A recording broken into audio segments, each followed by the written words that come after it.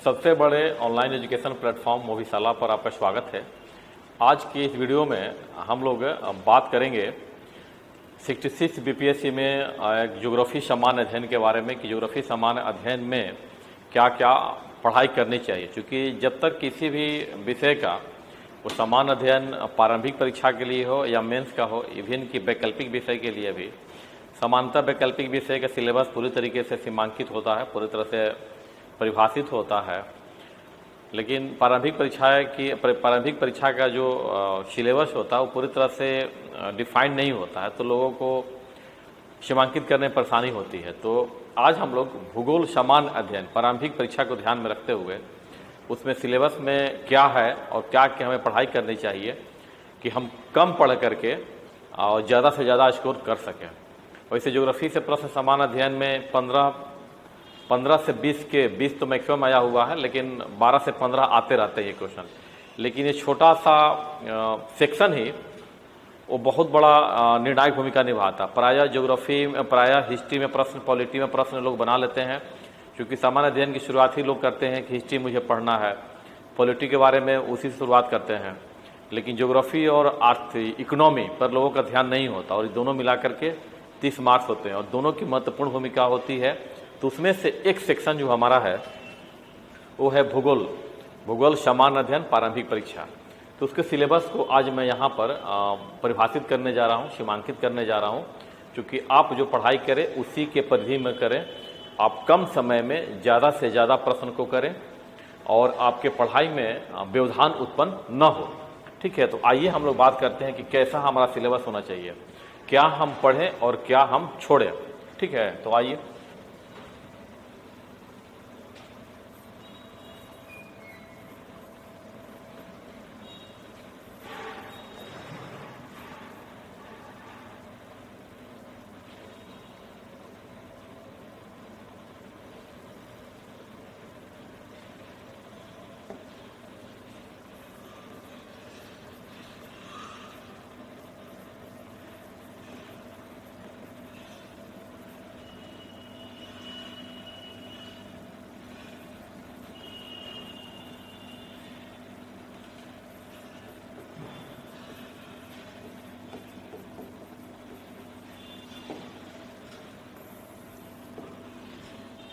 Syllabus के बारे में बात करते हैं प्रारंभिक परीक्षा के लिए। देखिए, पहले हम लोग ज्योग्राफी का जो है उसको कई भागों में बांट लेते हैं। सिलेबस देखने में थोड़ा सा बड़ा लगेगा, लेकिन देखने में बड़ा है, पढ़ने में बहुत ही आपको कम पढ़ना होगा।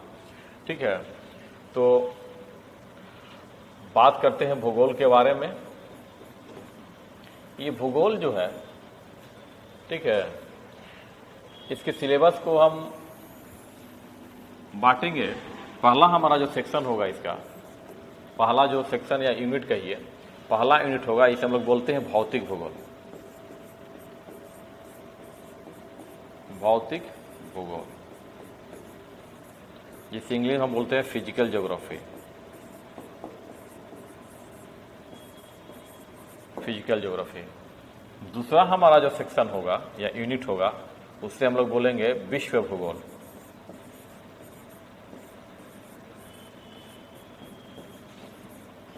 World geography. ठीक है, थर्ड हमारा जो है उससे हम लोग बोलेंगे भारत विश्व भूगोल, भारत भूगोल।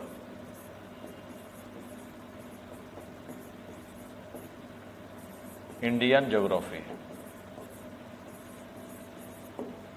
और लास्ट जो हमारा होगा वो होगा बिहार भूगोल।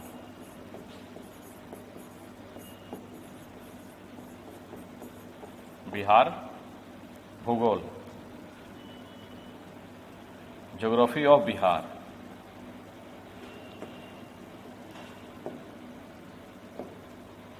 ज्योग्राफी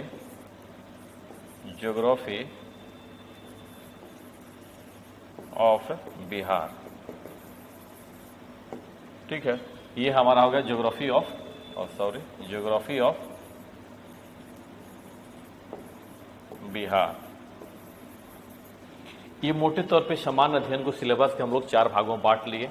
ठीक है, चूंकि हम फोकस्ड रहे, हमारा डिविएशन न हो अध्ययन में। अब ये ज्योग्राफी, अब हम बात करते हैं पहले सेक्शन के बारे में। ये हमारा है फिजिकल ज्योग्राफी की। फिजिकल ज्योग्राफी में मुझे क्या पढ़ना है और क्या नहीं पढ़ना है। तो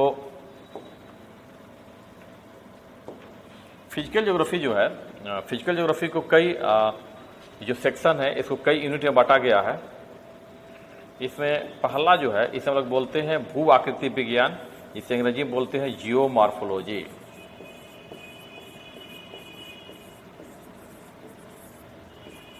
जियोमॉर्फोलॉजी। सेकेंड है, उसको हम लोग बोलते हैं क्लाइमेटोलॉजी यानी जलवायु विज्ञान। ठीक है। तीसरा है जिसे हम लोग बोलते हैं ओशियनोग्राफी, समुद्र विज्ञान। फोर्थ है सॉइल एंड वेजिटेशन, मृदा एवं वनस्पति। फिफ्थ है geomorphology, climatology, oceanography, soil and vegetation. ठीक है। और हमारा फिफ्थ जो हो जाएगा उसको हम लोग बोल देते हैं इकोलॉजी, पारिस्थितिकी, इकोलॉजी, इकोलॉजी। और एक और हमारा हो जाएगा सिक्स्थ, इसे हम लोग बोलते हैं एस्ट्रोनॉमी, एस्ट्रोनॉमी। ठीक है। इतने भागों में, हालांकि एस्ट्रोनॉमी मूलतः भौतिक या फिजिकल ज्योग्राफी का पार्ट नहीं है, लेकिन मोटे तौर पर आप समझिए कि फिजिकल ज्योग्राफी में इसको हमें पढ़ना होता है। अब इसके अंदर भी सब बातों के मुझे हमें नहीं पढ़ना होगा। अब इसमें क्या करेंगे हम लोग, जैसे कि बीपीएससी को, जिसको आप देखिए, पहली बात तो यह है कि किसी भी परीक्षा की, कोई भी परीक्षा हो रही हो, यूपीएससी, बीपीएससी, जेपीएससी, कोई भी परीक्षा हो रही हो, प्रश्न पत्र जो हमारा होता है, जो गत वर्षों में आयोग द्वारा परीक्षाएं आयोजित की गई हैं और उनके द्वारा जब प्रश्न पूछे गए हैं, उससे बड़ा गाइड कुछ नहीं हो सकता है। ठीक है। वो सबसे अच्छा गाइड होता है जो बताता है कि हमें किस डायरेक्शन में तैयारी करनी है। तो अगर बीपीएससी की तैयारी आप कर रहे हैं तो पहला आपका ये काम होना चाहिए कि हम प्रश्न पत्र को देखें और प्रश्न पत्र को, इस जो मैं क्लासिफिकेशन किया है, इस पर उसको परखें कि क्या ये सही है या गलत है। ठीक है। तो अब प्रश्न पत्र जाइएगा देखने के लिए, तो आप देखेंगे कि ये जियोमॉर्फोलॉजी पढ़ने की हमें कोई जरूरत नहीं है। जियोमॉर्फोलॉजी से प्रश्न हमें बिल्कुल ही नहीं आते हैं। ठीक है। क्लाइमेटोलॉजी भी पढ़ने के लिए सिर्फ एक यूनिट हमें पढ़ने की जरूरत है। इस टॉपिक में से मात्र एक यूनिट पढ़ने की है, जिसे हम लोग बोलते हैं भूमध्य सागरीय प्रदेश। इसके अलावा क्लाइमेटोलॉजी में कुछ पढ़ने की जरूरत नहीं है। भूमध्य सागरीय प्रदेश।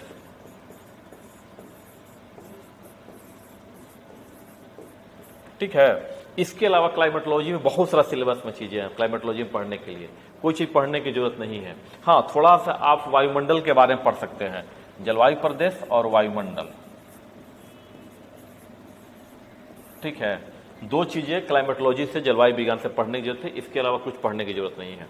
ओशनोग्राफी में आपको क्या पढ़ने की जरूरत है, तो ओशनोग्राफी में सिर्फ धारा पढ़िए, करंट, धाराएं, करंट। ठीक है। इसके अलावा कुछ ज्यादा कुछ एक्स्ट्रा पढ़ने की जरूरत नहीं है। सॉइल और वेजिटेशन महत्वपूर्ण हो जाता है।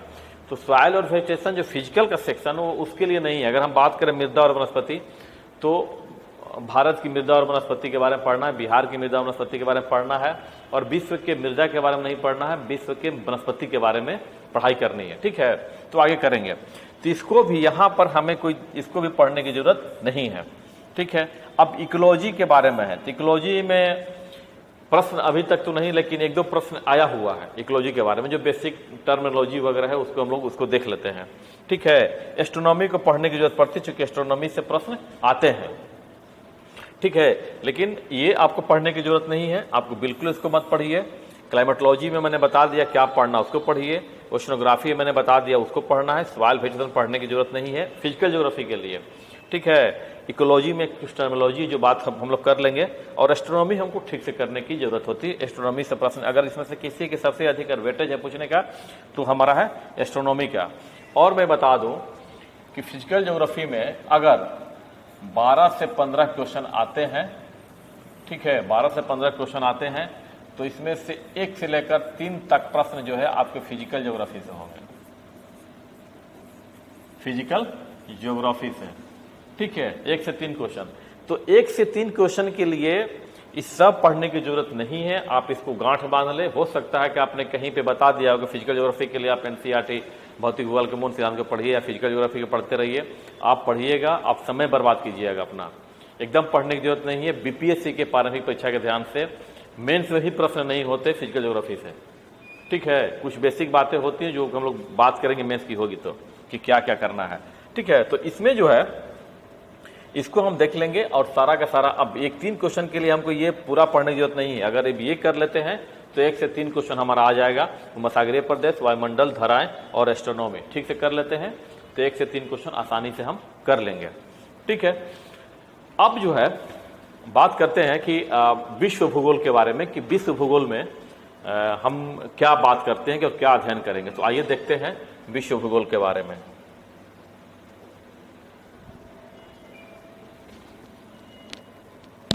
विश्व भूगोल के बारे में हम लोग बात कर रहे हैं।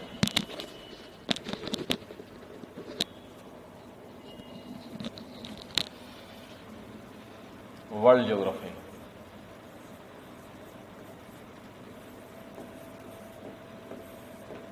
वर्ल्ड ज्योग्राफी, ठीक है। तो वर्ल्ड ज्योग्राफी जो है,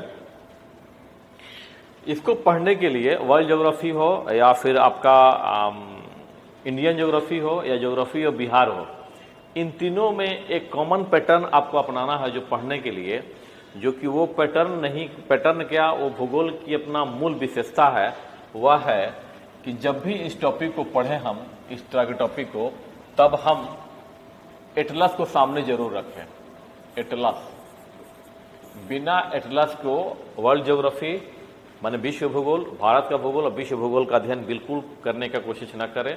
आप पढ़िएगा, रटने का कोशिश कीजिएगा, फिर भूल जाइएगा। अगर एटलस के सहारे पढ़ाई कीजिएगा तो सारी बातें आपके दिमाग में, मस्तिष्क में बैठती चली जाएंगी। भूगोल के बारे में कहा जाता है, जो आपको भी बता दूं मैं, कि मानचित्र स्वयं बोलते हैं। मानचित्र स्वयं बोलते हैं।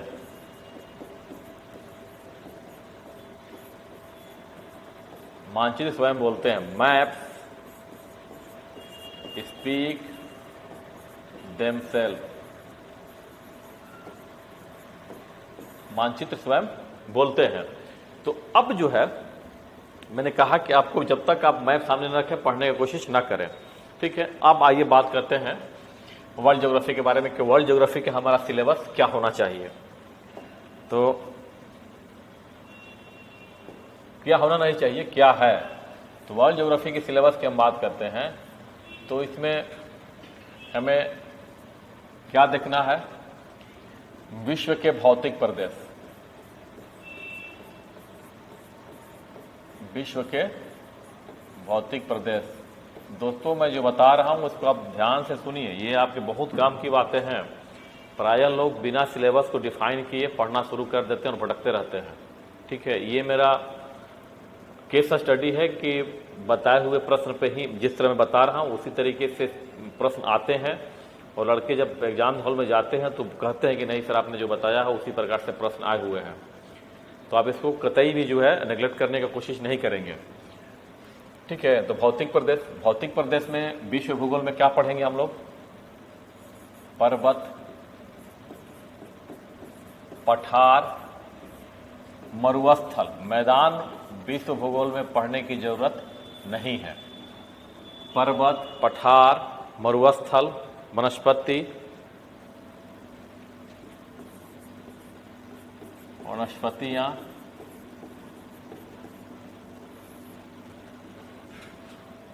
नदियां, मतलब विश्व की नदियां एवं द्वीप समूह या द्वीप एवं द्वीप।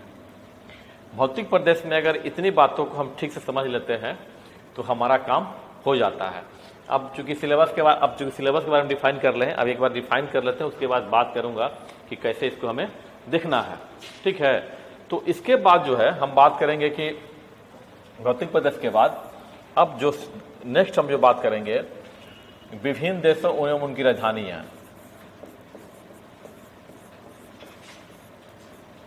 विभिन्न देश एवं उनकी राजधानियां।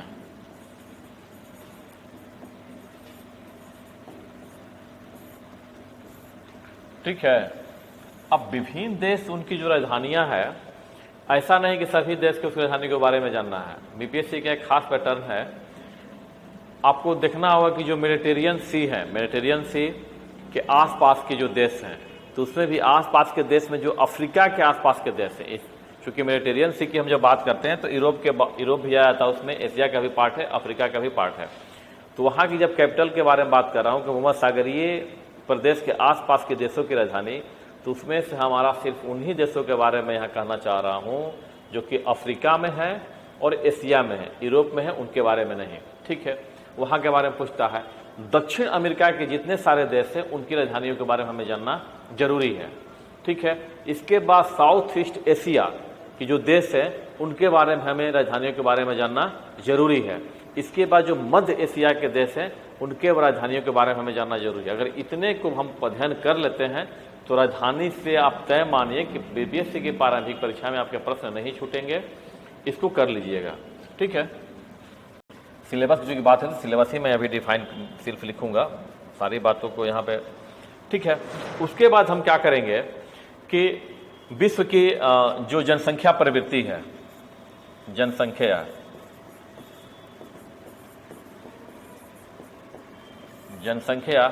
तो जनसंख्या को किस प्रकार से अध्ययन करेंगे। जनसंख्या में जैसे कि बात कर लेंगे इसमें जनजातियों के बारे में भी,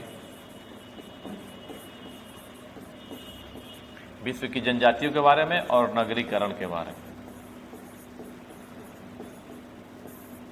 ठीक है, ये हमारा हो गया। ठीक है, इसके बाद जो है, जिसके बाद हम बात करेंगे संसाधन के बारे में। अब ये ध्यान रखें कि संसाधन भी हमें सभी संसाधन के बारे में प्रायः लोग लेते हैं पुस्तक और सभी संसाधन के बारे में रखना प्रारंभ कर देते हैं। तो ऐसा नहीं होता है ना कि किसी भी संसाधन से पूछ लिया जाए प्रश्न।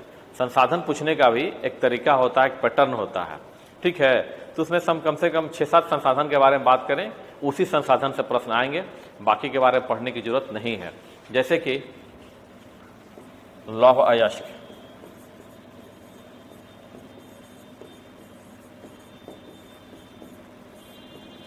कोयला, लौह अयस्क, कोयला। कोयला के बाद हम बात करेंगे टीन, टीन, हीरा, सोना, चांदी, हीरा, सोना, चांदी। ठीक है, और यूरेनियम एवं कोबाल्ट।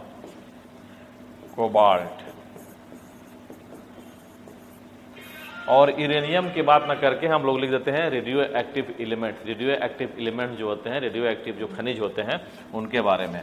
तो रेडियो सक्रिय खनिज, इसमें यूरेनियम भी आ जाएगा। रेडियो सक्रिय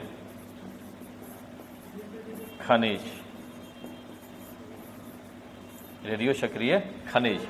ठीक है, अब जो है इन संसाधनों के अलावा अब बात करते हैं अन्य संसाधन के बारे में। अन्य संसाधन में क्या करेंगे,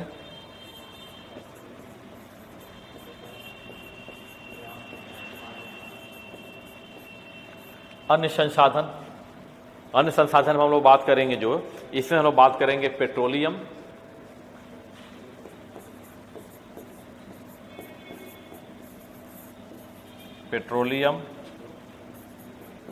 प्राकृतिक गैस, पेट्रोलियम हो गया, प्राकृतिक गैस हो गया, और पेट्रोलियम, प्राकृतिक, पवन ऊर्जा,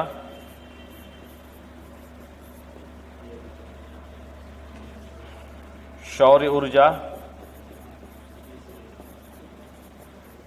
पवन ऊर्जा हो गया, सौर ऊर्जा हो गया, और नाभिकीय ऊर्जा।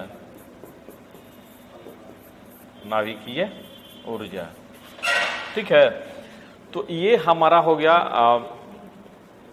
विश्व भूगोल में से। अब इसमें से एक सेक्शन जो बच गया खनिज के बाद, वो हमारा बच जाता है उद्योग। तो उद्योग के बारे में मैं यहाँ कर दे रहा हूँ कि उद्योग में क्या पढ़ना है। तो उद्योग में जो है हमें उद्योग,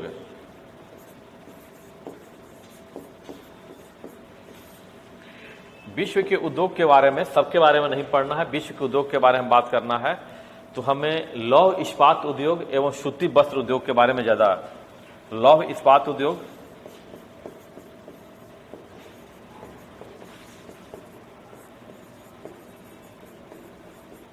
लौह इस्पात उद्योग एवं सूती वस्त्र उद्योग, सूती, लौह इस्पात उद्योग एवं सूती वस्त्र उद्योग, वस्त्रोद्योग। उद्योग में इतना, अच्छा एक और औद्योगिक प्रदेश है, क्योंकि औद्योगिक प्रदेश से भी प्रश्न रहता है। औद्योगिक प्रदेश, ठीक है। तो ये हमारा विश्व का जो सिलेबस है बिहार के लिए वो यहाँ पे है। बहुत ही आसान है। पर्वत के बारे में जब अध्ययन करें, विश्व के बारे में पर्वतों का अध्ययन करने के लिए जाएं, तो पर्वतों का अध्ययन करने में हमें पर्वत के बारे में जैसे है, तो पर्वत के बारे में अध्ययन करना है तो हम किस प्रकार से अध्ययन करेंगे। आप जैसे मान लेते हैं कि जब हम जाते हैं, एल्बुर्ज है, टॉरस है, पोंटिक है, पोंटिक पर्वत है, हिमालय है, अनाम पर्वत है, ठीक है, आल्प्स पर्वत है, कॉकेशस पर्वत है, इस सब के बारे में एटलस में जाएंगे और एटलस में जाने के बाद जो है इसका अध्ययन करना शुरू कर दें। जैसे कि मैं इसके बारे में थोड़ा सा चर्चा करना चाहूँगा कि आप इसको कैसे पढ़ेंगे। आप आइए देख लेते हैं कि पर्वत पे मैं सेगमेंट ले लिया कि कैसे अध्ययन करेंगे। आइए इसके बारे में हम लोग अभी देख लेते हैं। जैसे पर्वत के बारे में बात है तो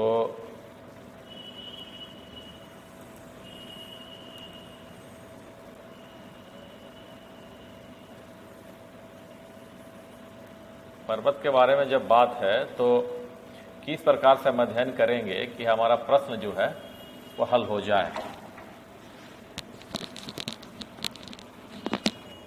इसको हमें सावधानी से करने की जरूरत होती है। हो सकता है कि थोड़ा सा ये आपको मैप उस प्रकार से ना हो, लेकिन यही मैप है एशिया का। अब क्या करेंगे, ठीक है, अब करना क्या है कि कैसे अध्ययन करेंगे हम इसका, आइए समझते हैं इस चीज को। अब जैसे एटलस पर जाएंगे, ये हमारा तुर्की का ये तुर्की रीजन है। यहाँ देखेंगे कि हमारा पोंटी है, टॉरस है, ठीक है। यहाँ पर हम देखेंगे कि एल्बुर्ज है, यहाँ पे यहाँ पे एल्बुर्ज है, यहाँ पे जॉग्रस है, ठीक है। यहाँ पे आर्मेनियन नॉट, गांठ आर्मेनियन नॉट है। ये आगे की तरफ चला जाएगा तो हम देखते हैं कि यहाँ पर ये पामीर का पठार है, फिर यहाँ से हिमालय से निकल जाता है, यहाँ पे कुल्लू निकल जाता है, काराकोरम है, ठीक है। इस प्रकार से हम सबको देखेंगे और देखने के क्रम में हम ये नोटिस करेंगे कि हमारा अगर एल्बुर्ज है तो किस देश में है, किस देश के साथ लगा हुआ है, सिर्फ तुर्की में है, किस देश के साथ है। जॉग्रस है तो कहाँ पर है, पोंटी है तो कहाँ पे है, टॉरस कहाँ पे, सॉरी पोंटी, यहाँ पे पोंटी है, यहाँ पे टॉरस है, यहाँ पे एल्बुर्ज है, यहाँ पे जॉग्रस है। पोंटी है तो कहाँ है, टॉरस कहाँ है, एल्बुर्ज कहाँ है, जॉग्रस कहाँ है, आर्मेनियन नोट कहाँ है, पामीर का कहाँ, हिमालय पर्वत क्या है।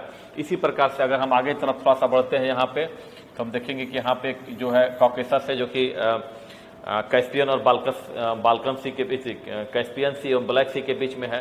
तो देखेंगे कि कैस्पियन का जो कॉकेसस जो है, कॉकेसस माउंटेन जो है कैस्पियन सागर एवं ब्लैक सी के बीच में है।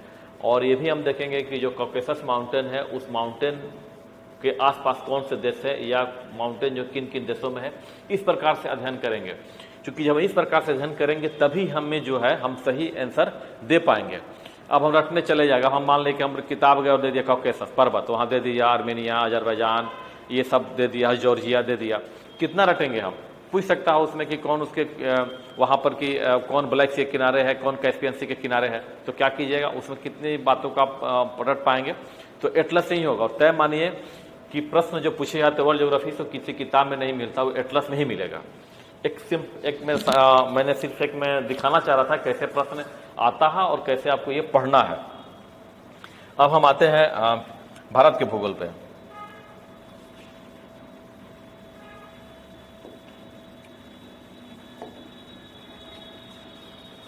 तो आइए हम पहले सिलेबस के बारे में बात करें, फिर जो देखेंगे हम लोग कैसे क्या कर रहे हैं।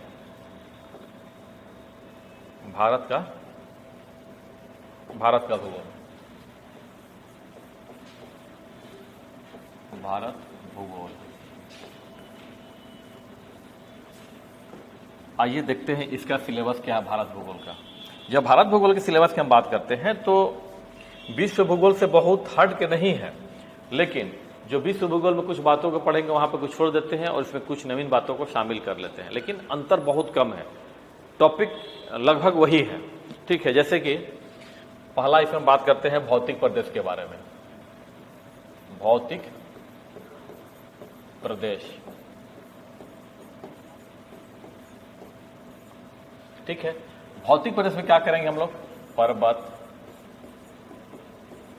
पठार, वहां पर हम लोगों ने विश्व भूगोल में मैदान नहीं किया था, हम लोग मैदान करेंगे।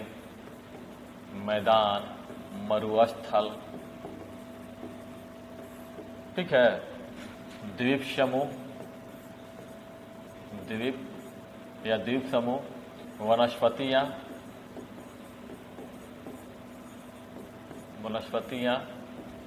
मृदा, वहां पर मृदा नहीं था, लेकिन हम यहां पे क्या करेंगे? मृदा को शामिल करेंगे। तो हमने इसमें नवीन चीजें क्या शामिल कर दिया? मृदा को और मैदान को, जो कि विश्व भूगोल में नहीं था।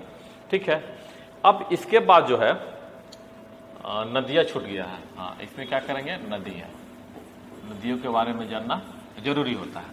ठीक है, अब जो है हम बात कर रहे हैं भौतिक प्रदेश को कर लिया। भौतिक प्रदेश के बात करने के बाद जो है हम बात करते हैं कि जनसंख्या के बारे में, कि जनसंख्या भूगोल के बारे में जो होगा भारत का, उसमें क्या क्या हम बात करेंगे। तो जनसंख्या में क्या बात करेंगे हम यहाँ पे? जनसंख्या,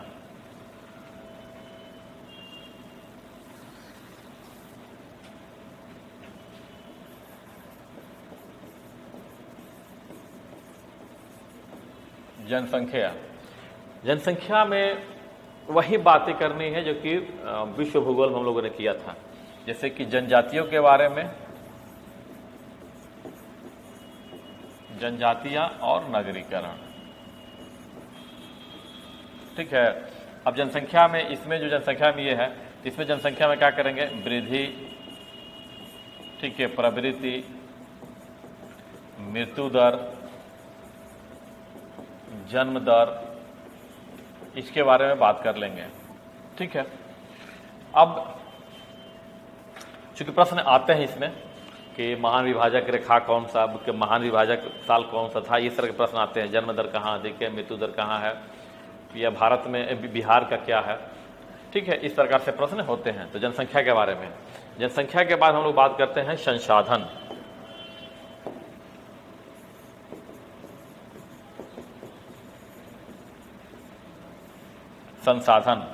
संसाधन के बारे में जो हम बात करेंगे, तो संसाधन में भी यहाँ पे डिफिनिट है। जैसे कि यहाँ पे क्या आ जाएगा? लौह अयस्क,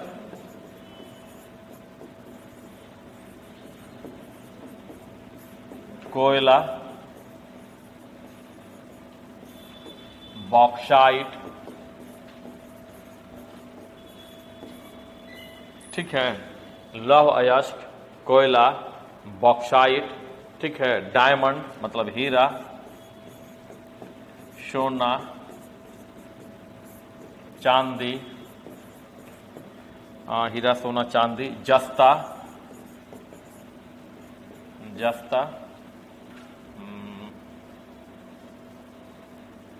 जस्ता के बाद शीशा, ठीक है, और शीशा के बाद जो है एक बॉक्साइट हो गया, और अवरक।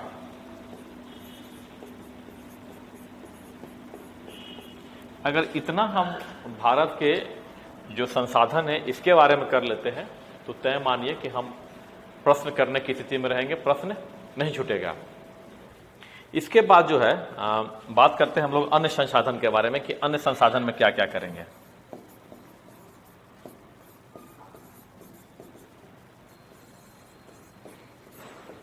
अन्य संसाधन में, तो जो हमारा अन्य संसाधन है, इसमें हमारा हो जाएगा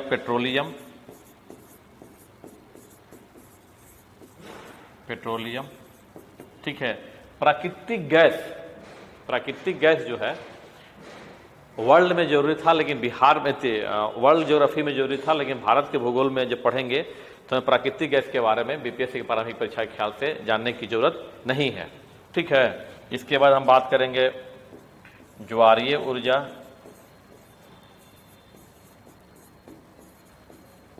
पवन ऊर्जा, सौर ऊर्जा, भूतापीय ऊर्जा, भूतापीय ऊर्जा, ठीक है। अच्छा, संसाधन में जो है ये हमारा एक संसाधन में एक और बच गया हमारा नाभिकीय संसाधन, रेडियो एक्टिव संसाधन या नाभिकीय संसाधन, रेडियो सक्रिय या नाभिकीय, नाभिकीय तो नहीं होगा, ठीक ना, हो जाएगा रेडियो एक्टिव खनिज संसाधन, रेडियो एक्टिव खनिज, ठीक है, ये हो गया हमारा इसमें। अब आते हैं अन्य संसाधन, पेट्रोलियम, ज्वारीय ऊर्जा, पवन ऊर्जा, सौर ऊर्जा, भूतापीय ऊर्जा, ठीक है। इसके बाद जो है नाभिकीय ऊर्जा, नाभिकीय ऊर्जा, ठीक है। ये हमारे ऊर्जा से संबंधित जो है टॉपिक में ये पढ़ेंगे संसाधन में, और अन्य संसाधन में इस बात को हम लोग बात करेंगे, ठीक है। अब उद्योग में क्या देखेंगे, तो उद्योग में जो है, आइए इधर कर लेते हैं उसको, उद्योग में जो है हम बात करेंगे औद्योगिक प्रदेश,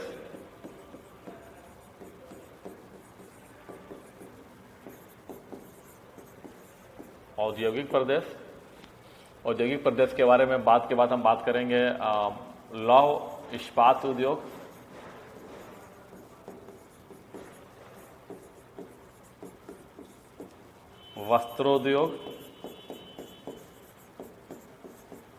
वस्त्रोद्योग, ठीक है। और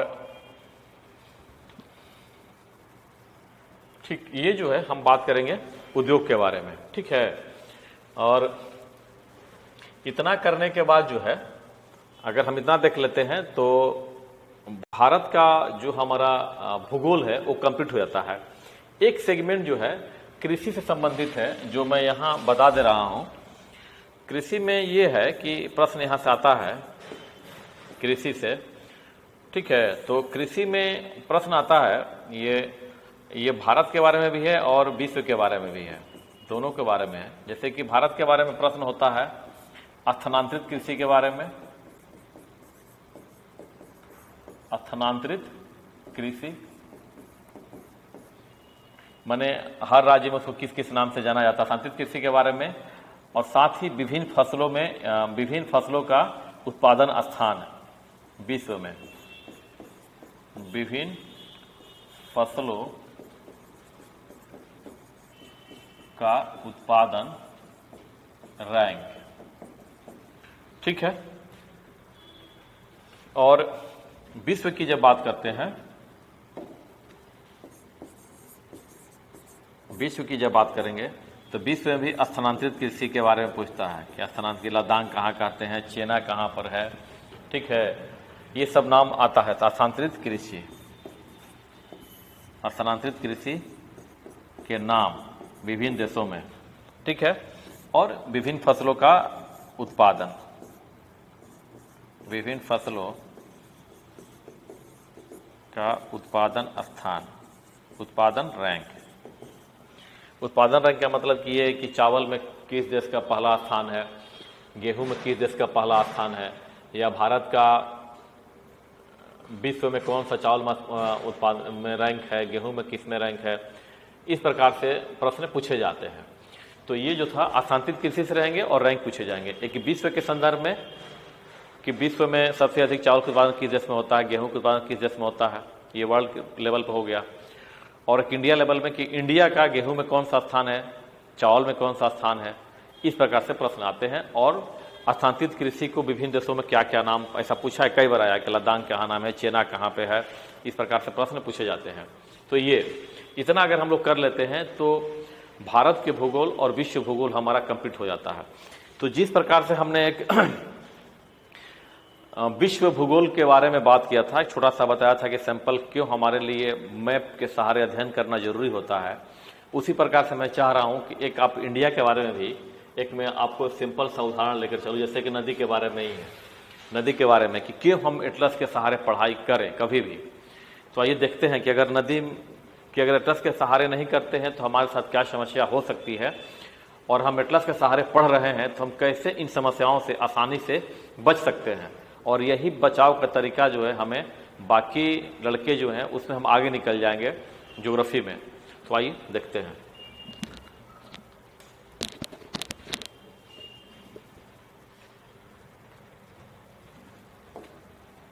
जैसे नदी की हमने बात किया था, तो नदी का लेकर देखते हैं यहीं पे।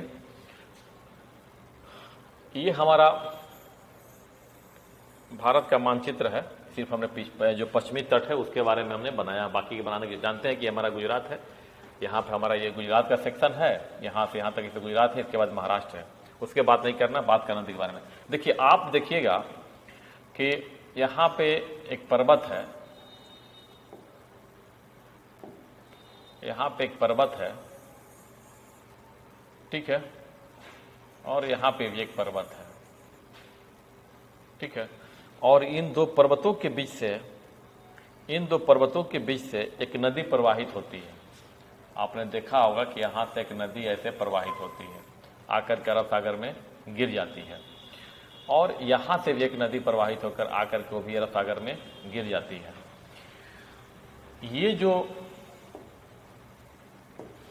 ये जो पर्वत है, माउंटेन है, इसका नाम है विंध्याचल या विंध्यन श्रृंखला, विंध्याचल नहीं, विंध्यन श्रृंखला। और ये हमारा है सतपुड़ा श्रृंखला, और ये हमारी नदी है, इस नदी का नाम है नर्मदा, और इस नदी का नाम है तापी, ठीक है। नर्मदा और तापी दोनों जो है भ्रंश घाटी से रिफ्ट वैली से होकर प्रवाहित होती है। सिंपल सा मैं क्यों बता रहा हूं कि एटलस से पढ़ना जरूरी, सिंपल सा उदाहरण आपने रट लिया कि नर्मदा और तापी जो है भ्रंश घाटी से होकर के प्रवाहित होती है, ठीक है। अब नर्मदा और तापी जो है भ्रंश घाटी से होकर प्रवाहित होती है, आपने इस चीज को पढ़े हुए हैं, रट लिया अच्छी तरीके से। लेकिन अगर ये प्रश्न आ जाता है कि नर्मदा के उत्तर में कौन सी पर्वत श्रृंखला है, नर्मदा के दक्षिण में कौन सी पर्वत श्रृंखला है, सतपुड़ा के दक्षिण में कौन नदी प्रवाहित होती है, और ये सतपुड़ा के तापी के उत्तर में कौन सी पर्वत श्रृंखलाएं हैं, तो आप तय मानिए कि अगर एटलस के सहारे नहीं पढ़ रहे हैं तो कन्फ्यूजन आपको बहुत ज़्यादा हो जाएगा। अगर आप यहाँ देख रहे हैं कि नहीं, आपने एटलस देखा कि अच्छा यहाँ विंध्याचल है, यहाँ पे सतपुड़ा है, दोनों के बीच से नर्मदा नदी प्रवाहित हो रही है, और सतपुड़ा के दक्षिण से हमारा जो है तापी नदी प्रवाहित हो रही है। अब इस एक सेक्शन से अब जो देख रहे हैं, अगर किसी तरीके से प्रश्न आता है तो आप प्रश्न आसानी से करने के स्थिति में रहेंगे, क्योंकि जो हमारी ज्ञानेंद्रियां हैं, ज्ञानेंद्रियों में जब हम पढ़ते हैं, ठीक है, तो पढ़ते चले जाते हैं, ठीक है। लेकिन जब पिक्चर हमारा सामने होता है तो पिक्चर जो है वर्ड की तुलना में मैप को बहुत आसानी से जो है समझने में, उसके सिंथेसिस ब्रेन के द्वारा अच्छी तरीके से होता है। एक तो तस्वीर जो होता है, एक मैप जो होता है, वो उस तस्वीर का कई एंगल से एनालाइज करता है, तो और जो एनालाइजिंग कैपेसिटी होती है वो आपके प्रश्न पत्र के सॉल्व करने के जो प्रतिशतता है उसको बढ़ा देती है। इसीलिए तो आप इस तरह से करेंगे तो आपको आसानी हो जाएगा कि हाँ, कि नर्मदा के उत्तर में अच्छा विंध्याचल है, विंध्याचल के दक्षिण में नर्मदा नदी है, सतपुड़ा के दक्षिण में तापी है, तापी के उत्तर में सतपुड़ा है, नर्मदा और तापी के बीच में कौन पर्वत श्रृंखला है तो सतपुड़ा है। इस प्रकार से एनालाइजिंग पावर बढ़ जाता है और आपकी प्रश्न करने की क्षमता जो है बढ़ जाती है, और यही तरीका जो है आपको बाकी लोगों से अलग कर देता है। इसीलिए मैं बोलता हूँ कि मैप स्पीक देमसेल्फ, हालांकि मैं नहीं बोलता हूँ, ये भूगोलवेताओं का ही कहना है कि मैप स्पीक देमसेल्फ, मानचित्र स्वयं बोलते हैं। इसीलिए जब भी पढ़ने के लिए जाए मानचित्र को जरूर रखें, और बीपीएससी में भूगोल को आप आसानी से न लें, और भूगोल के साथ साथ इकोनॉमी को भी आसानी से न लें, क्योंकि प्रायः लोग शुरुआत पहले भी बोल चुका हूँ कि हिस्ट्री से ही पढ़ना शुरू करेंगे, और बिहार के सारे लोग तो राजनीतिज्ञ हैं, इस हर घर में मुखिया विधायक हैं, तो पॉलिटिक्स के बारे में सब लोग जानते हैं थोड़ा बहुत, तो आसानी से कर लेते हैं। मामला सस्ता है ज्योग्राफी में और इकोनॉमी में, और यही उनको रेस से बाहर कर देता है। और स्मार्ट लड़के जो होते हैं वो शुरुआत ही करते हैं, ज्योग्राफी पढ़ना शुरू कर देंगे, इकोनॉमी पढ़ना शुरू कर देंगे, करंट पढ़ना शुरू कर देते हैं, साइंस पढ़ना शुरू कर देते हैं, यहीं शुरू कर देते हैं। और जो कुछ लड़के जो हैं अभी शुरुआत की है, जिनकी समझ अच्छी नहीं हो, पूरा शुरुआत करेंगे तो हिस्ट्री से पढ़ाना शुरू कर देते हैं। चलो हिस्ट्री में इतना क्वेश्चन आता है, लेकिन आप उसको आसानी से कर लीजिएगा, लेकिन पढ़ने का थोड़ा तरीका चेंज कीजिए, तब आप सफलता आपके करीब होगी। आइए, ये तो हमने बता दिया कि कैसे हमने क्यों वर्ल्ड ज्योग्राफी में कैसे कहा, और भारत के भूगोल में क्यों ऐसे मैंने बात की। आप समझ चुके होंगे कि मैप के सहारे ही पढ़ना है और एटलस और सिलेबस के अनुसार पढ़ना है। अब हम आते हैं बिहार के भूगोल के बारे में।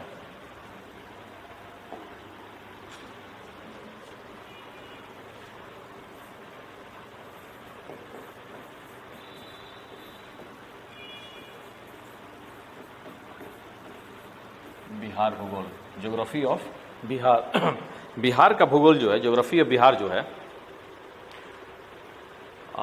अपने आप में एक बीपीएससी एक ऐसी परीक्षा है कि जिसमें बीपीएससी क्या कोई भी अगर परीक्षाएं होती हैं तो प्रादेशिक जो इन्फॉर्मेशन होता है उससे संबंधित क्वेश्चन पूछे ही जाते हैं, चाहे कोई भी स्टेट पीसीएस हो। ठीक है, हम क्लास में हैं, बाद में बात करते हैं। ठीक है, तो कोई भी स्टेट पीसीएस है वहाँ से प्रश्न पूछे ही जाते हैं। तो बिहार के बारे में, बिहार से अगर प्रश्न पूछे तो बिहार हिस्ट्री से भी बिहार में ही क्वेश्चन रहता है मैक्सिमम। पॉलिटी में तो खैर बहुत नहीं रहता है। ज्योग्राफी में भी बिहार से क्वेश्चन होते हैं, इकोनॉमी में बिहार से क्वेश्चन होते हैं, साइंस में तो नहीं होते हैं। कुछ अगर एनर्जी वगैरह से है तो पूछ देता है। तो ज्योग्राफी पढ़ने के लिए, जो बीपीएससी क्वालिफाई करने के लिए जो रीजनल ज्योग्राफी है उसके बाद एक उसकी भी अच्छी समझ होनी चाहिए। तो अच्छी समझ तभी होगी जब हम सिलेबस को, जिस प्रकार से हमने भारत की ज्योग्राफी को समझा है, विश्व की ज्योग्राफी को समझा है, उसी प्रकार से बिहार की ज्योग्राफी को समझे। तो आइए इसके हम लोग पाठ्यक्रम को, सिलेबस को समझते हैं कि क्या क्या पढ़ना है। इसमें भी जो है हम क्या करेंगे, भौतिक प्रदेश,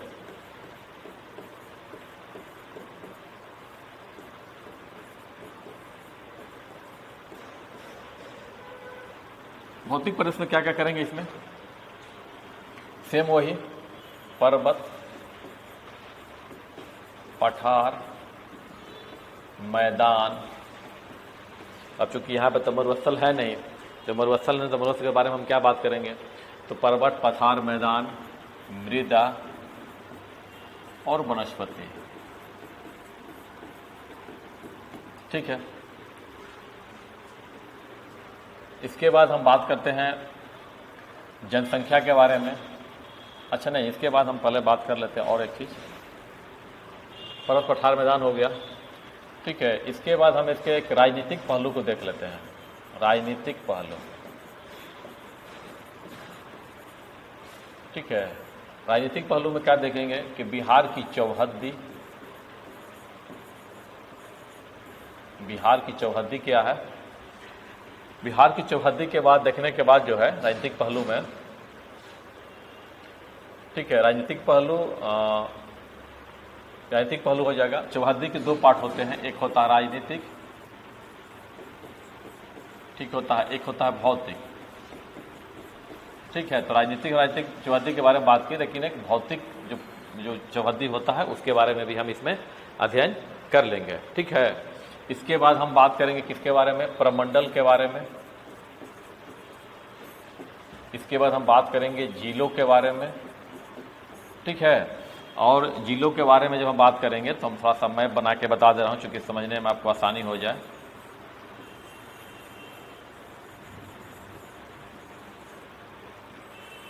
अगर ये बिहार का मानचित्र है, गंगा नदी से प्रवाहित हो रही है, अभी बात समझिए कि बिहार है, बहुत ज़्यादा उसको एक्यूरेसी के साथ देखने की जरूरत नहीं है। तो हमारा ये उद्देश्य होना चाहिए पढ़ाई के क्रम में कि ये जो उत्तर के जो यहाँ पे जो डिस्ट्रिक्ट है उसके बारे में अध्ययन कर लें। पूरब में जो है कौन कौन से जिले हैं उसको देख लें। यहाँ जो झारखंड के साथ लगे हुए जिले को है ना, यूपी के साथ लगे हुए, यूपी है, इधर में हमारा नेपाल है, इधर में हमारा वेस्ट बंगाल है, और इधर में झारखंड है। तो हमारा ये उद्देश्य होना चाहिए पॉलिटिकल पहलू पढ़ते समय कि नेपाल के साथ कौन कौन से जिले लगे हुए हैं, पश्चिम बंगाल के साथ कौन कौन से जिले हैं, झारखंड के साथ कौन कौन जिले हैं, और यूपी के साथ कौन कौन जिले हैं। इसके साथ एक और एंगल हमारा होना चाहिए कि नेपाल के साथ जो जिले लगे हुए हैं उन जिलों का क्रम पश्चिम से पूरब कैसे है या पूरब से पश्चिम कैसे है। एक और एंगल इसमें ये होगा कि जो नेपाल के साथ जिले लगे हैं उसमें सबसे बड़ा जिला कौन सा है, सबसे छोटा जिला कौन सा है। ठीक है, अब आते हैं वेस्ट बंगाल पे। वेस्ट बंगाल में सिर्फ वही करेंगे कि वेस्ट बंगाल में उत्तर से दक्षिण तक कौन कौन जिले हैं। ठीक है, अब बड़ा कौन जिला, छोटा कौन जिला है। दक्षिण से जब आते हैं झारखंड के साथ, तो ये भी ध्यान रखेंगे कि झारखंड के साथ लगने वाले जिले कौन कौन से हैं और इसमें सबसे बड़ा जिला कौन सा है, सबसे छोटा जिला कौन सा है। जिलों की संख्या कितनी है, यहाँ नेपाल से लगने वाले कितनी संख्या है, यहाँ कितनी संख्या है, यहाँ कितनी संख्या है, और यूपी के साथ लगने वाले में कौन कौन से जिले हैं और उत्तर से दक्षिण तक कौन है। ठीक है, अब चूंकि अभी मैप मैंने बता ही दिया है तो एक और चीज़ आगे बढ़ जाए, नदी के बारे में है। तो नदी इसमें मेंशन मृदा, अच्छा देखिए नदी महत्वपूर्ण इन्फॉर्मेशन छूट गया है, इसमें क्या करेंगे, नदी भी करेंगे। नदी, अब हम नदी के बारे में बात करेंगे तो बात कर रहे थे यहीं पर सिलेबस में ही, सिलेबस का ही पार्ट है कि नदी के बारे में बात करेंगे तो ध्यान रखिए गंगा नदी जो है कितने जिलों से होकर प्रवाहित होती है। ठीक है, उत्तर में कितने जिले हैं, दक्षिण में कितने जिले हैं गंगा नदी के, गंगा नदी के उत्तर और दक्षिण में कितने जिले हैं, या कोई ऐसा जिला है या जिले हैं जो कि उन जिलों के मध्य से गंगा नदी प्रवाहित होती है। इस तरह से अध्ययन करेंगे। ये भी ध्यान रखेंगे कि जो कोसी नदी है वो किस जिले से बिहार में प्रवेश करती है, महानदी बिहार में किस जिले से प्रवेश करती है, गंडक किस जिले से प्रवेश करती है और किन किन जिलों से प्रवाहित करती है, पुनपुन और फल्गु कहाँ पर आके मिलती है, सोन नदी कहाँ से प्रवाहित करती है, गंगा नदी किस जिले से प्रवेश करती है। इन सबको अध्ययन करना होगा और इन सबको अध्ययन करने के लिए हमने लिखा है कि मैप स्पीक देमसेल्फ, हमने वहाँ एटलस नहीं लिखा था, लेकिन इससे पहले हमने कहा कि आप एटलस के सहारे पढ़ाई कीजिए। ठीक है, तो मैप का ही एक भाग होता है एटलस और एक भाग होता है जो मैप हम लोग जाते हैं कि मिलता है मार्केट में 20-30 रुपये मिल जाता है। आपका काम ये होगा, अगर आप वो काम नहीं करते हैं तो आप समझ लीजिए कि आप उन लड़कों से पीछे हैं जो मैं जो बोल रहा हूँ वो काम कर रहे हैं। ये या तो फेल होकर समझिएगा या अभी समझ गए तो अच्छी बात है। आप जाइए और जाने के बाद जो है मैप आता है, सिर्फ बिहार का मैप आएगा, 20 रुपया 10 रुपये का आता है, बड़ा सा मैप आता है, उस मैप को ले लीजिए। उस मैप में पॉलिटिकल मैप बिहार का और फिजिकल मैप दोनों होता है, पॉलिटिकल मैप और फिजिकल मैप दोनों होता है। पॉलिटिकल मैप में डिस्ट्रिक्ट सब दिखाया रहेगा और फिजिकल मैप में नदी और पॉलिटिकल में भी नजर आता है और फिजिकल मैप में आपको पर्वत वगैरह सारा दिखाई देता है। जिससे पूछ देता है कि पूछा खड़गपुर की पहाड़ी कहाँ पे है। ठीक है, हो सकता है पूछ दे टिकटिकवा पहाड़ कहाँ पे है, बेतिया के पहाड़ी कहाँ पर है, रामगिर डिहरी रामधर पहाड़ी कहाँ पर है। ठीक है, मुंगेर के पहाड़ी कहाँ पर है। इस तरह का प्रश्न पूछ जाएगा तो कहाँ से कीजिएगा। वैसे तो मैं क्लास लूँगा तो मैं बताऊँगा, तो मैं बहुत सारा पूछ देता है कि गिरिया के पहाड़ी किन किन जिलों में है, कहाँ से कीजिए। उस सारा का सारा जो है इस जो मैं बोल रहा हूँ मैप उसमें दिया हुआ है। आप जाइए 20-30 रुपये खर्च कीजिए, बिहार का पॉलिटिकल और बिहार का फिजिकल मैप ले लीजिए। वो आप जो एटलस लेंगे वो एटलस के अलावा है वो, क्योंकि एटलस में स्पेशली बिहार का मानचित्र उतने डिटेल से नहीं दिया रहता है। तो इस एंगल से जो है आपको करेंगे, अगर ये नहीं करेंगे तो आप अपने को उन लड़कों से पीछे कर रहे हैं जो ये काम कर रहे हैं। ठीक है, ये हमारा हो गया राजनीतिक और भौतिक पहलू। अब आगे बढ़ते हैं इसी स्लाइड में, बिहार वाले में ही, चूंकि तो भर चुका है। अब देखिए इसके बाद हम बात करेंगे परमंडल के बारे में, जिले की स्थिति हो गई। अब इसमें क्या करेंगे